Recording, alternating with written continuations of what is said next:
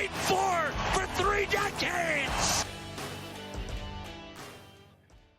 Welcome, everybody, to another episode of the Fuel and Fire podcast. Last episode was a very flame-centric one, which makes sense during the Stanley Cup Finals, of course. Of course. So today is going to be an Oilers-centric one. I'm Faiz, and I'm joined by Greg again. Hello. So, like I said, it's going to be an Oilers-centric one for us today. Yes, recapping another long and ultimately devastating run. Faiz, the first thing on my docket here is a wellness check on you. How are you doing? I'm doing a lot better than I was, that night for sure. I can neither confirm nor deny whether or not I cried. Yeah, understandable. Maybe right now there's a lot of denial going on over the last few days, focusing on other things. Right. Avoidance, perhaps. Oh, yeah. The healthiest of coping mechanisms have been instituted. Nice. Would you say you're ready for next season, or are you still thinking about what could have been? You know what? I think I am. I think I am ready for next season. Like, I think last year's was almost worse because, the storyline was there with the reverse sweep coming up, going to Game 7, and also only losing by 1 goal. And McDavid with the last, what was it, 2 minutes left in that third period in that game where he just gets his stick lifted at the last second. Otherwise, he had an empty net. So there was a lot of heartbreak there. This year, the last 2 games, the team just was a bit less convincing. Well, and the worst part is, and I think it happened a lot during the series this year, was the Oilers actually came out kind of hard for a bit, especially in Game 6, but even in a couple of the other games, and just couldn't score. Had good chances, just didn't score, and then got scored on, and then fell apart after that point. Right. So it's really frustrating that it's thinking, if one of those chances goes in any of those games, how different is the series? Yeah, the Panthers were ferocious, ruthless, all through the playoffs. They really made a lot of teams look bad. Were they better? Oilers did the same thing. I think a lot of people are forgetting that. The Oilers actually had lost one less game than the Panthers had going into the finals, right? So, and I would say Dallas is probably a stronger opponent than Carolina. Sorry to throw shade, but yeah. Well, I mean, that Dallas team was a good team. Again, a lot of people were counting the Oilers out. I mean, the Oilers were counted out in every series this year. Yeah, which was surprising. I mean, I might have been guilty of some of that too, honestly. No, totally. From my bracket, which was not right. No, definitely. I think I had the Oilers going to the finals, but I think I had them against Carolina. So, okay, close. Yeah, from an Oilers only perspective, it is a tough ending, but especially early in the series with the overtime games. If you think about this year, and this might become a relevant point later in the episode, is we were treated to some really great hockey this year in terms of the rematch of the final. These two teams seem way ahead of everyone else, but also the Four Nations. We had some good puck this year, and maybe next year has more in store. Yeah. I mean, I think, I'm actually writing an article on Oilers positives and why, everyone's jumping off a bridge right now. And I think it's way too dramatic. This team made it to the finals 2 years in a row. They're a good team. People are acting like this is the decade of darkness all over again. Yeah. I mean, we felt it a bit when the Oilers went down 2-0 to LA, where the post-mortem is already started. People are arguing, should we sign Ehlers or Besser? And listen, I think you could say that was too early on, but I can understand it at that point. And if we had lost to LA, obviously. Yeah, different story. But I mean, I have confidence, and I'm in terms of next year, again, because of that, but also, Bowman in his presser, end of season or whatever, acknowledges that goaltending needs to improve. That's Nice to That's hear. something. Like, Oh, whether or not he can do anything about it is different, but most of the time GMs don't say they're going to improve something if they don't have an idea. right, The right. Jim Clifford, I guess, but The shoot first strategy is yeah, not very GM coded, we'll say. yeah, exactly. Yeah. So, and Yeah, Bowman doesn't strike me as the guy. Like, he's been pretty tight-lipped, just like Ken Holland was and stuff. Like, he's not saying something, I think, just to make people happy. happy. Yeah. I mean, so maybe that's a good place to dig into because I would say that we're probably at opposite ends of the Stuart Skinner spectrum. Yeah. I'm I'm I'm feel like I'm so nice, People are out here like, oh man, we got to get rid of Nurse. I'm like, man, I get he's overpaid, but like he led the team in shifts. It's like the fourth coach to do Yeah. that. Like, maybe he's not terrible. He still makes too much, but yeah, Skinner, Picard. I think one of them's got to be gone to make room, even if it's just Picard going to or Pickard, sorry, going to the minors. Would you be happy if Stu came back as the backup, or are you like, he can never step foot inside the city again? No. Like, again, it's when it comes to Skinner, he definitely dropped the ball a lot during the playoffs. The finals, I think he was better. Like, he wasn't amazing by any stretch of the imagination, but I don't think you can really hang a lot of our losses on Stuart Skinner in the final. Yeah. I get the argument that, Bob saved the Panthers' bacon a lot. And that's just shows how goaltending can make a difference. Like, and again, Skinner still didn't have the 900 save percentage that the Oilers have shown once they get, they're basically unbeatable.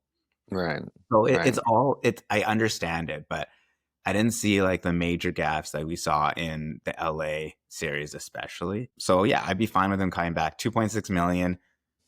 A bit steep for a backup, but what? like great for a starter. And again, that's another thing. People need to realize, like, that's a quarter of what Bob was making. That's a third of what, like, Swayman and Ottinger and all these other good goalies are making.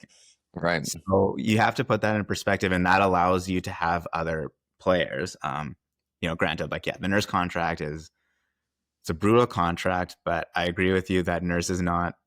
It's because of the contract that he gets more of the flack than he should. But again, I think this just goes back to Oilers fans. Kind of, we're all a little jaded from the decade of darkness, and anytime any goal goes in, it's immediate like panic and And I mean, again, like I said, in the final, maybe that became more warranted outside of Game 4, but at the end of the day, they're playing a very good team. Like, there's two teams on the ice, and the other team is trying to win as well. Yeah. You're not going to have 60 minutes in the offensive zone. You're not going to get a shutout every game. Like, it's. I think we all need to take a breath, is basically what I'm saying. Yeah, like, obviously some fans go like way over the line, and we know that's not most of oil country. Is very kind-hearted. To be like a full Skinner apologist here, I wrote a piece on him during the finals and went into like a lot of his numbers on their own, but also versus other goalies who are born the same year as him, like Ottinger and Swayman, who you mentioned. And like, obviously the save percentage isn't there, and obviously all three have been on, like, except for Boston this year, like really good teams. But the numbers compare really favorably. Like, he's got 50 starts 3 seasons in a row. During that 3-year time span where he's been a full-time NHLer, he's like top 10 in wins, top 10 in goals against average. He's been a good goalie. I think you need someone who can legitimately challenge him, because Pickard, like, has done great. Both of them, I think, completely overperformed their expectations, completely overperformed their money. Like, that's as good as you could ask for, honestly, from them. I'm hoping, like, they don't need to get necessarily a Vezina guy, and you don't necessarily need a Vezina guy to win a cup. It's kind of like half and half between the Bobrovskys and Vasilevskys and the Aiden Hills and the Darcy Kempers. Having someone to, like, legit push Skinner to make us say, like, who is the starter, you know? I think that's kind of, and there's maybe some options, the free agency, like Jake Allen for sure. Right. I would really like him, I think. Some trade options that are, people aren't going to like me for this, but like Merzlikins or Jari, like you could probably get them for cheap. Yeah. I mean, I think the contracts are one of those issues come back in, right? Well, maybe like, some retention. Yeah, maybe. And then the ultimate best option for sure, bar none, is the revenge offer sheet to the Blues, to Joel Hofer. Like, what is it, like 4.5? You get right up to the next. Yeah, I think it's just a second, and then that's all the Oilers have the picks to afford, and it should be enough to kind of throw a wrench. And I think Binnington like had a huge bounce back this year. I've been a hater for a while.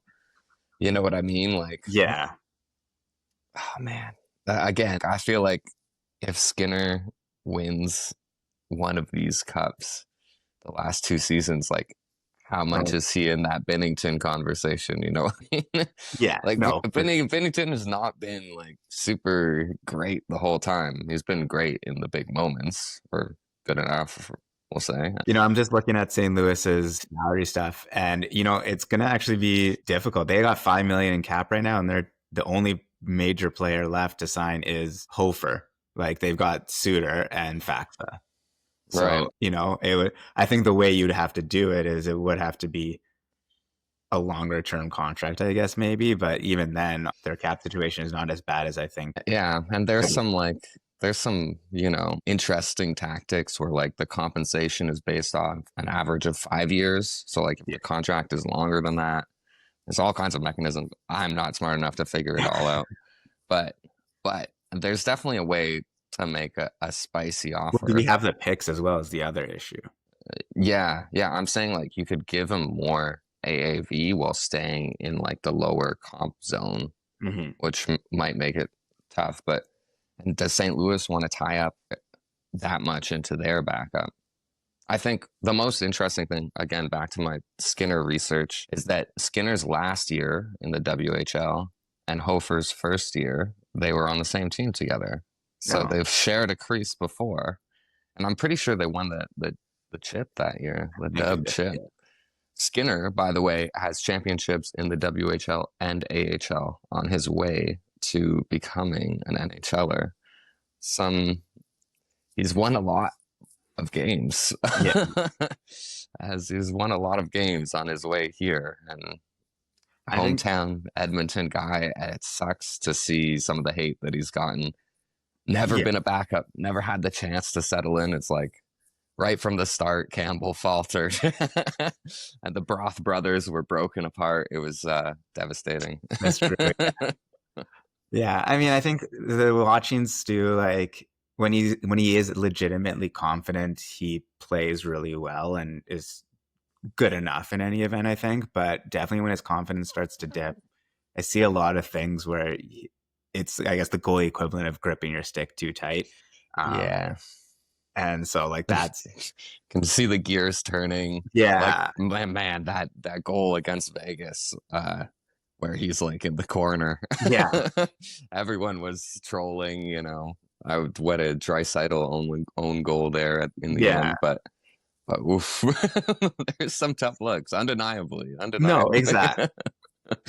But yeah, like, and so I think and it goes back to how do you construct the team? Like what is the decision? And the decision, like you said, was looking at some of the other teams who have won in the recent history and said, okay, we just need an okay enough goalie and our team will support. And and that's what's happened. They've made it again. They've made it to the finals 2 years in a row. Right.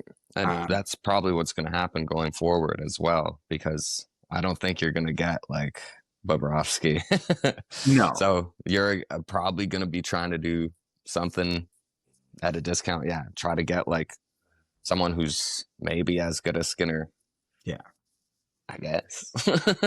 And I mean, you look at our team this year, like this upcoming year, for instance, we can basically run back the exact same team. We've got 17 players under contract, with Perry, Brown, Bouchard being I think, the biggest contributors in the playoffs who are not under contract.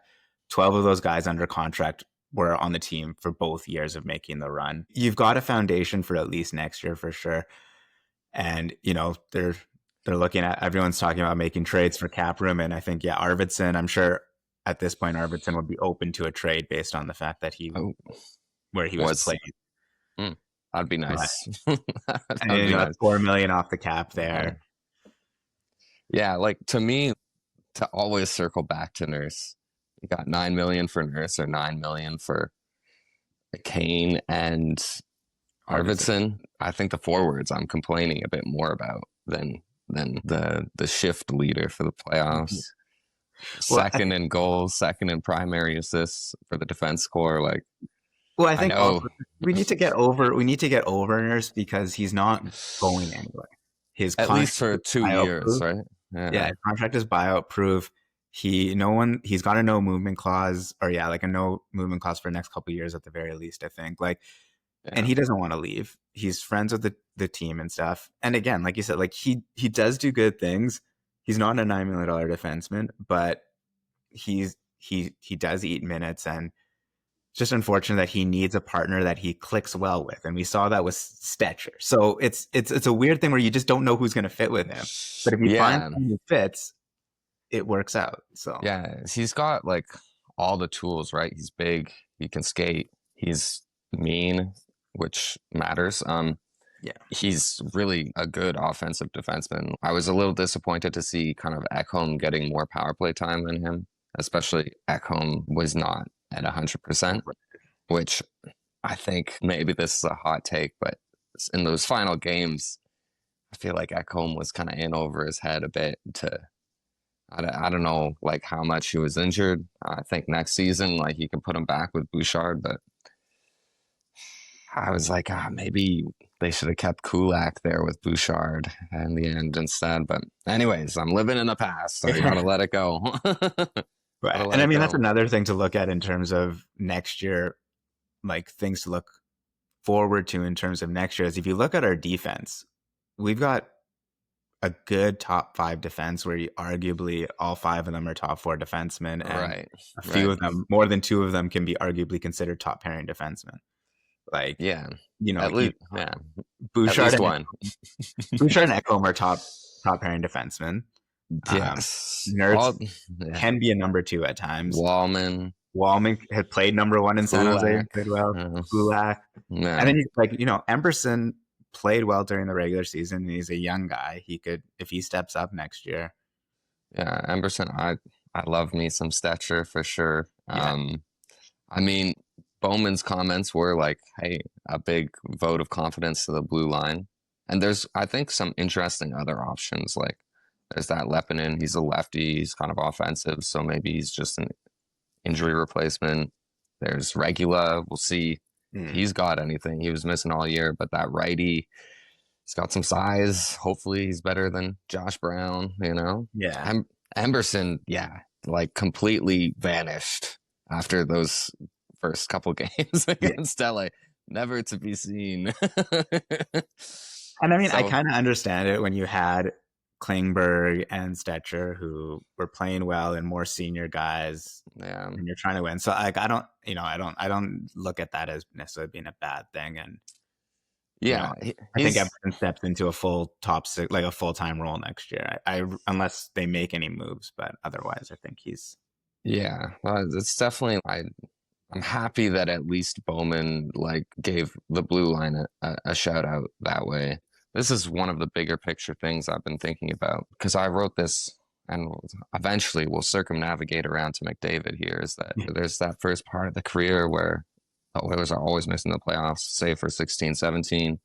They show a bit of jam, go on a bit of a run, but no playoffs again. Then they started making the playoffs, and it's like the Blackhawks beat you. Jeez, like the last thing that team ever did was pump the Oilers, and then what happens next? Like the Jets, and that phase of every time it's looked like, how are they going to bridge the gap to get to the next thing, And then there was that year where they've lost the Avalanche in the conference final, and it's like, the Avalanche are like so overwhelmingly ahead of the Oilers, and how can we ever make up that gap? And then here we are. Every time they keep finding a way to do it, Well, and if I were to ask you to guess where the Oilers are in terms since McDavid entered the league, so since 2016, in terms of playoff wins, where do they rank in the NHL? Playoff wins since 15-16, so 10 years or 9, 10 years. Yeah, so they didn't do anything for a while, and then this past run has been really good. I'm gonna say like 7th. Yeah, 6th. 6th. Okay, cool. I was thinking like just outside top 5 would be my guess. Yeah. But yeah, part of this is cheating because of all my Skinner research. Right. Yeah. all my pro Skinner propaganda that's been coming out, like more playoff wins than Hellebuck in his career. Yeah. Like that's a spicy one. But yeah, no, I mean, I know it's like, oh, what an embarrassment. You can't win a cup with like McDavid and Draisaitl. I was like, man, come on. We got to have like more minutia than that. What's the difference between like a binary and a duality? Is like a duality can embody some in between. It's like, yeah, you hope that they're going to win. And this is what I'm trying to get to is McDavid with the comments of kind of tepidly being like, oh, I'll resign if we're headed in the right direction. And what that means. Yeah. For me, I read it as like, but please get a goalie. That's kind of, yeah, like the fact that Bowman's presser the day after McDavid makes those comments and him saying that we do need to make some changes, like whether or not that's influenced by McDavid's comments, I'm going to assume that yes, it is. And yeah, like I think it's posturing a little bit. It is, and people are like, well, it's McDavid. He's going to get a blank check regardless. And yeah, that's true. That the posturing is not about money in this case. It's kind of similar to Draisaitl last year of being like, what are we doing? What does the future look like so that I can be confident of the term? Right. I do find it hilarious that, after those comments, everyone's like, he's out. And I think someone I was reading, someone's like, I don't think a lot of people realize that McDavid still has another year under contract. Like he's not signing anywhere else for another year if he is. But then it's also like, he's like, yeah, winning is the most important thing. And then so a lot of, Toronto fans and people are like, oh, he's coming to Toronto. And did you hear the first part of that sentence? Winning. Yeah. Winning. And again, this goes back to my point of the Oilers with McDavid are one of the best, have been one of the best playoff teams. Like Chiarelli era included. Yeah. Yes, exactly. If you take that out, it's, we're still, I think, 5th overall since like 2022. But but we're like within 8 wins of Tampa and Florida, who are tied for first, and we're 3 wins from 3rd place Dallas. Yeah, knocking on the door, and yeah, there's like some really obvious like the goaltending this era for a long time. I've been saying that, thinking about it, like the primary goal is to win a cup, multiple cups. The secondary goal is to convince McDavid and Draisaitl to stick around. Yeah. To basically create a team environment that's stable enough where they say, hey, I'm going to stay here. Because clearly, like any like Edmonton related insecurities, like, man, Draisaitl is like the most for the Grove guy. Like, yeah, he's here. And it's hard to think that like if they're actually like McDavid's like, yo, management, you better pull your weight. Yeah. And it seems like to me, a very positive thing, that he's using his might to help improve the team. You shouldn't let players be GM. I think the NBA consistently proves that. But you should be having a good off season to really, like, I think, like, honestly, these next couple weeks with free agency opening is like, if you have a good couple weeks here, I mean, you could be setting yourself up for not just the next year with McDavid, but him to re-sign, and maybe, like, who knows if he goes 8 years or if he does something shorter. Yeah. I mean, with the cap going up, people are going to be like speculating always. Yeah. But yeah, no, I think it's a positive sign. Yeah. And again, like, I think McDavid is taking some flack for like not winning, even though he scored, like, I guess it's not a golden goal, but the winning goal at the Four Nations. another cup final run, like, keeps adding to his legacy. To me, it's like this year just proved, yeah, his Yeah. points per game in the playoffs is still higher than his points per game in the regular season. Like, Well, and the other thing too is, what more do going you back want? to this, well, like back to the idea that he's going to leave because he doesn't have the support or, whatever. Look Mm, at the team this year. What got us to the final this year was the depth, and then McDavid and Draisaitl scoring at the right times.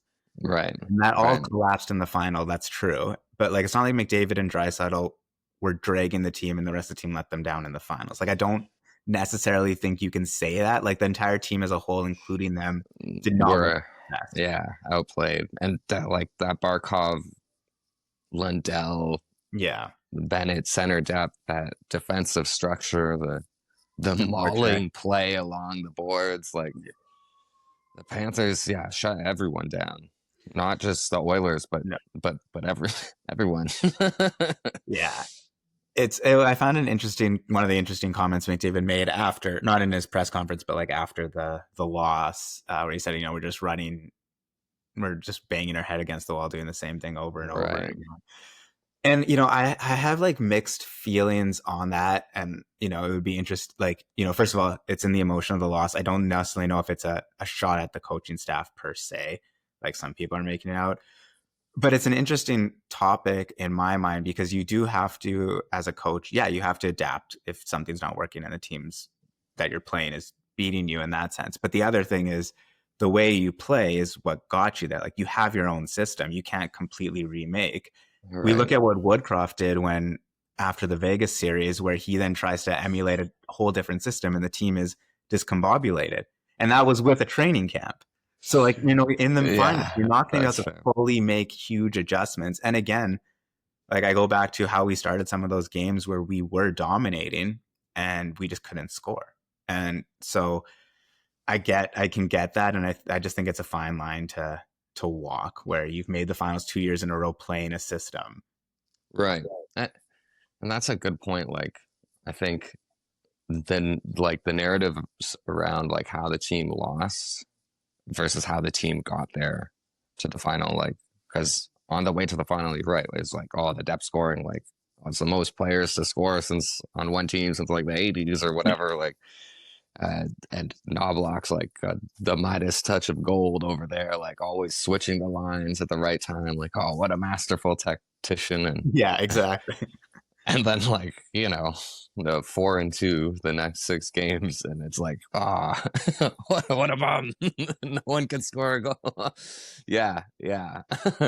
No, hilarious. I mean, that, and a good point about Woodcroft too. I haven't thought about that one in a while. But yeah, a little. I mean, I kind of took those McDavid comments. I guess I wasn't thinking about coaching, honestly. I was thinking more just like, I don't know, team, like his other teammates. Like, to me, that's what the Panthers do to you, is like, if you try to dump it, they're there. If you try to carry it in, they're there. Like, you try to turn up ice, like, Barkov is wearing you like a sweater. Like. Well, and I mean, I also think, McDavid's not the kind of guy who's throwing anyone, like, he's including himself in those comments, right? Yeah, he's not. But it's good to see fire from him. You know what I mean? Like, I think, again, I'm feeling like very big picture with McDavid, just because people are kind of complaining about his legacy, or, oh, he hasn't won, and the symmetry of Sid winning in the rematch. And it's like, I don't know, like, when he came into the league, I think a lot of people were like, oh, more hockey players are not good with the media. Like, oh, he's a robot. Oh, he's trying to be Crosby in a way. Like, and kind of the older he's gotten, the more I feel like he's been comfortable in his own skin. The more you start seeing this crazy, like, anger, this driven dude is like super intense, So I think the more you see that, the better, I feel like that's his true self kind of coming out. You understand, like, how this man ended up to be so good. It's like, it's a burning fire, and then it's like, yeah. So you love to see it, I think. And this is another thought that I've had big picture for McDavid. And this was before he scored his like 60 goal season. People were asking a lot, like, oh, could he ever score 50? And I was like, man, of course, yeah. But I think maybe the bigger thing that has to happen is like, I want him to be in the conversation for this Selke. I think through the years, we've seen more of that where like he's just as intense on defense. He's laying the body. I mean, his hits were down in the playoffs this year, but like, see that ultra competitiveness like when he doesn't have the puck, you know? Yeah. And well, it's tough. Yeah. He has to score. Yeah, he needs to score. Yeah. Well, I think you saw that from Draisaitl this year, right? Like he's finally got on the defensive side after signing the contract and stuff. And, you know, I was talking to some people and I was like, if there's anyone who wants to win the cup more than McDavid, it's Draisaitl, because Draisaitl wants to win it for McDavid. Like you really watch it, like Draisaitl is, and I think that's one, and that's a reason why McDavid likely wants to stay, is you're not going to really get a teammate, a line mate like Draisaitl who meshes so well with you, both on the ice, off the ice, when you're on a line together, or when you're separated. Like it's such a good dynamic, I think, between them. And so I think there's recognition there. And again, it goes back to the legacy thing. Hockey players aren't like, the legacy is win with your team. Like if McDavid goes and wins a cup somewhere else, it's going to be a bit of a, you couldn't do it yourself, or like, you know, who knows? Right. That's fair. Right. So it could be like, listen, if he's ever going to leave to go win a cup somewhere else, it's going to be when he's 36, 37 and hasn't won a cup yet. Like it's going to be a Raybor type of situation. But again, Steve Yzerman, Alex Ovechkin, like these are guys who didn't win until way later in their career as well. Are you going to tell me their legacies are tarnished? Yeah, well, that's the burden of just his greatness, is that, you know, no one was like, oh, Mark Stone hasn't won a cup yet, he's not good. Like, what? No one said that. And Mark Stone is an amazing player. Yeah. But like, yeah, he's just, it comes with the territory of the people he's chasing down. But yeah, lots of time, like we've been saying throughout his tenure, he's been doing it all. I don't think it's on him. I don't think just because Barkov is good, it means he's not. You know what I mean? It'll be interesting to see how the team responds, how, you know, he responds to this, because like I said, like last year was the heartbreak, you know, coming so close, but it's also some optimism in the sense of, okay, we can do it. We just needed that experience. And then this year it's kind of like fell flat on our face. Like, but maybe this team has always kind of shown that they need to be humbled a little bit, whether it's the start of having terrible starts to the season after reading press clippings and stuff. So, you know, last year and, you know, coming into the finals, you know, they're being talked a lot about, you know, the revenge series. So maybe they needed this to be like, no, like it's going to take more than just the narrative to get you through this win, to get you to that cup.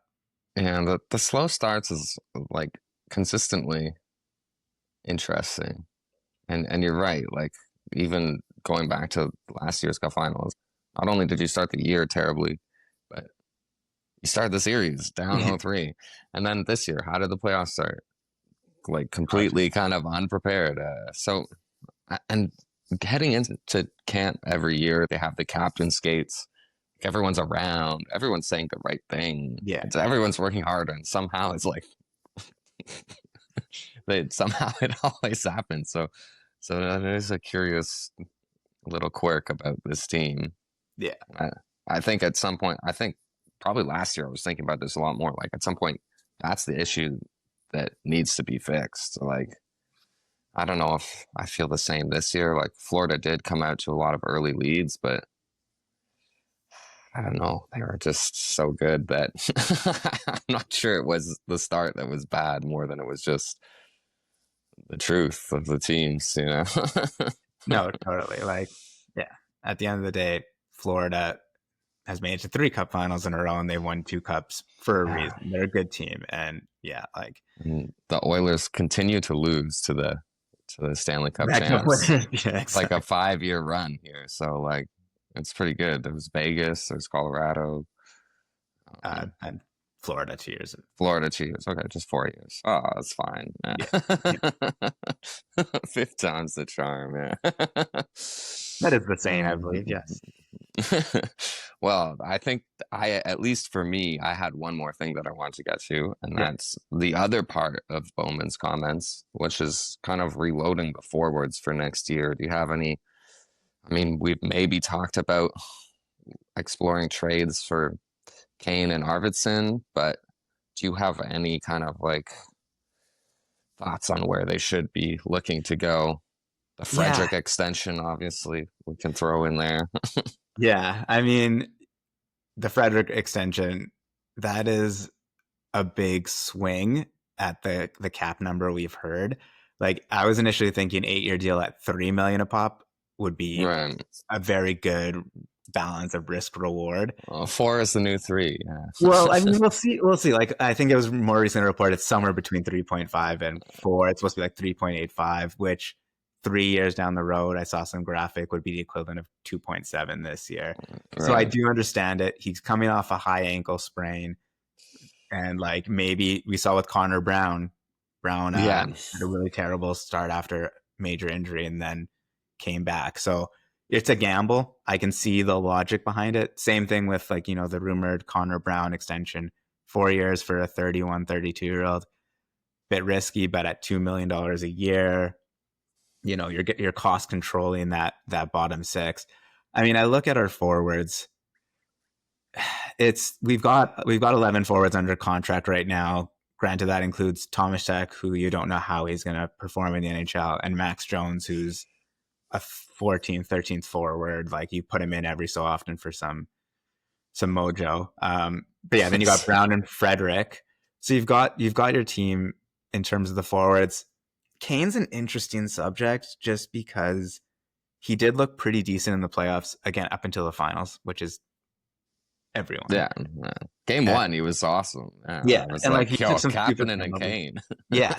Well, yeah, and like Kapanen, I would definitely be looking at bringing Kapanen back. I don't think he would cost a lot, and he's shown some progress. I would probably do like a 1-year deal for him maybe, but in terms of revamping the forwards, I think it's because you've got the contracts, because you've got everyone signed right now, it's not going to be an easy thing to do per se. I do think there needs to be a little bit of revamp, a little bit maybe more speed or youth. I think, you know, someone like a Dylan Holloway or Ryan McLeod would be really great right now. But Clouder. I mean, like maybe Savoy, but you got Savoy in the wings, and maybe he takes that step. You've got Sam O'Reilly, who could be like, is kind of flying under the radar a bit. Looks pretty good, and same with his teammate Nickel. Like, yeah, those London boys, they look all right. And Rick Pracey, the amateur scouting director, I think that was an interesting trade last year, trading the 31st for next year's. And Sam O'Reilly kind of looks like he's paying that off. Yeah. And I think that it's kind of like theoretically picking last year versus this year, you get the player a year earlier. In McDavid's window, that's kind of tracks. Well, I mean, you're talking like not Barkov, obviously that's out of the realm, but like Lundell, for instance. Like O'Reilly is looking like a guy who's going to be that like tween or second, third line defensive guy. Some dimension, exactly. And I mean, but yeah, I mean, I guess going back to the forwards this year, obviously you can't be relying on Savoy and O'Reilly. You can't be giving them spots. And I think the big thing is what happens with Kane and Arvidsson, and more specifically Arvidsson, because if you can get rid of him, you've got some cap space to play around with. It's not much. So what do you look for? I think it's going to be, you might be looking at Podkolzin type trades again, like, you know, some people who are a little looking for a fresh start. Yeah, exactly. Like, I mean, Obviously, I don't think JJ Peterka falls into that category, but that would just No. be amazing. But I don't know, like trying to think about who kind of around the league could have a fresh start. But like, I think that's probably what Bowman is going to be looking at more, barring some ability to make a big trade. But you don't really have the room and the players that you would want to trade. Like, I think the only players you'd be open to trading, and that is Kane, Arvidsson, maybe Henrique. It's a tough one. I like Henrique still. I like Henrique too, but I guess it just depends what's coming back. I mean, Janmark, 1.45 is maybe a bit much for what he's been showing, but he's also he seems like he's a big part of the team. That's always a tough one. Yeah. No, you're getting all my guys now, all the ones I'm fans of. Like, to me, because I've been looking at some mock rosters for next year, and in our group chat, there's been a bunch as well. Like, the reason I like trading Henrique is like, man, I don't know. Center depth is so important, and he's like a good kind of foil to McDavid and Draisaitl. I don't think you're trading Henrique just to clear cap space, though. Like, if you're trading Henrique, it's because you've got a target in mind to take his spot. So someone who's maybe a bit younger, a bit more defensively sound, like Ryan McLeod. Yeah. No, I mean, Buffalo is definitely keeping McLeod, but what I would say is that obviously I wouldn't count on O'Reilly coming in this year, but a lot of the players that are kind of on the cusp, so Savoy, Hudson, that's like some youth, some speed, some skill.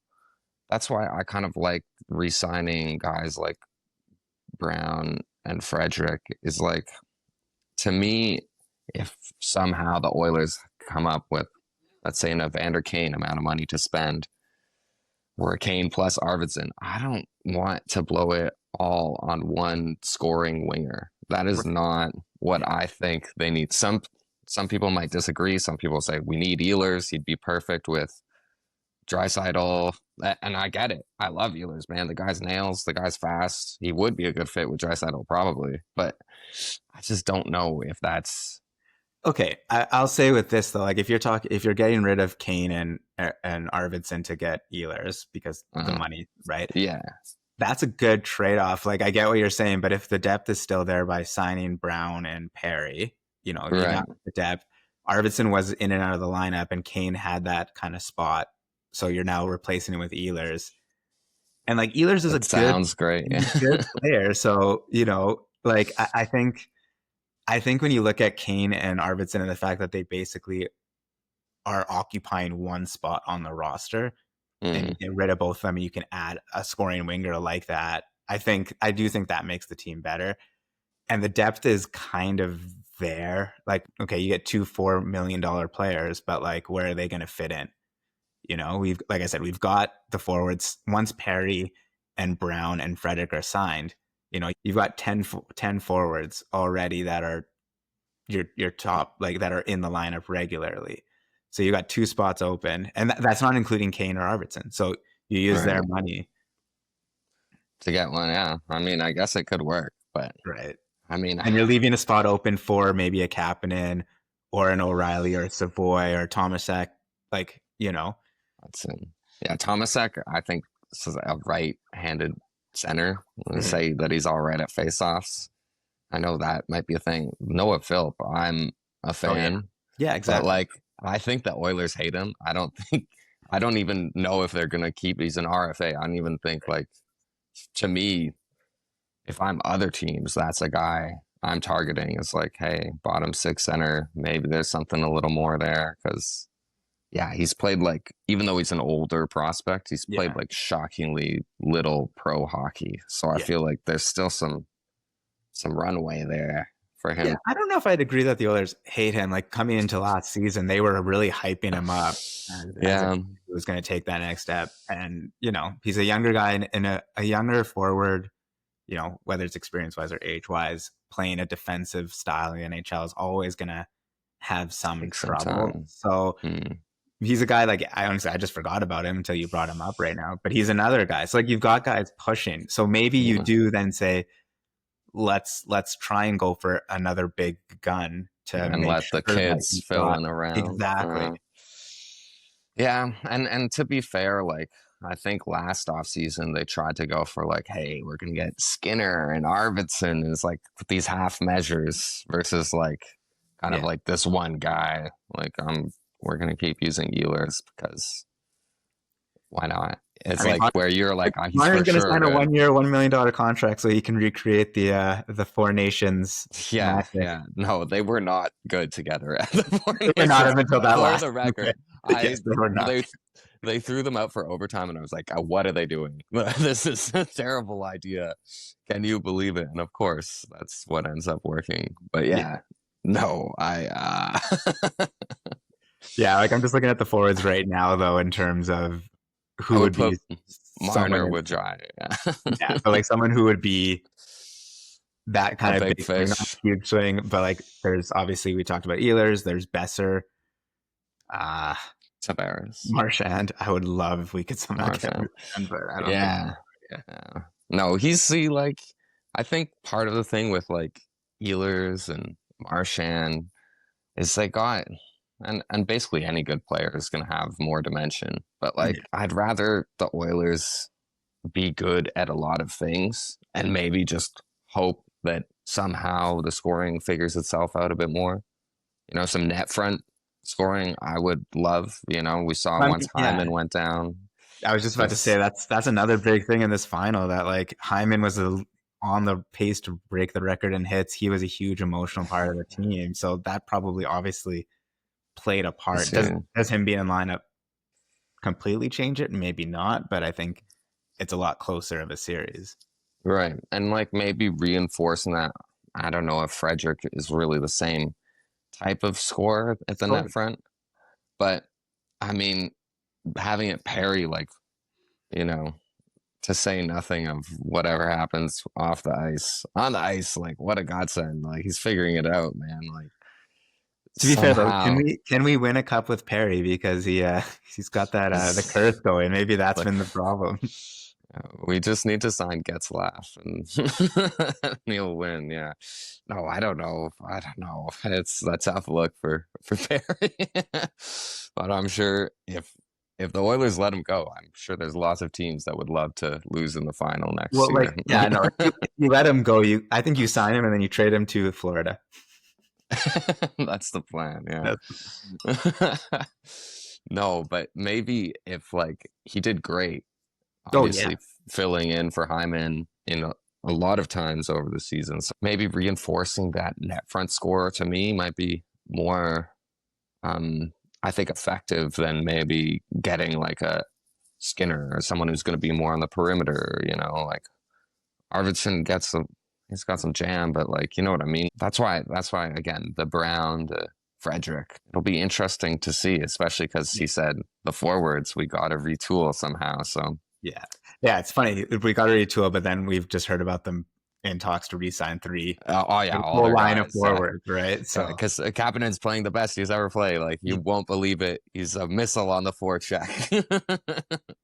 But we'll see. We'll check back in like a 2-week span, I guess, after some early free agency, some draft stuff. We'll see what goes down. We'll see if the Flames guys are brave enough to face us, back here on the Fuel and Fire podcast.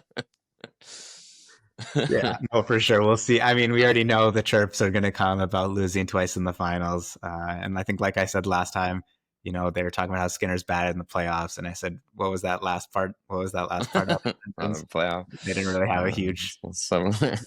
No, poor guys. I was on with them when we were doing the Flame-centric episode, and I couldn't get a word in. It was all just complaining, I mean, fair enough. I totally get that. That was us, 10 years ago as well. So,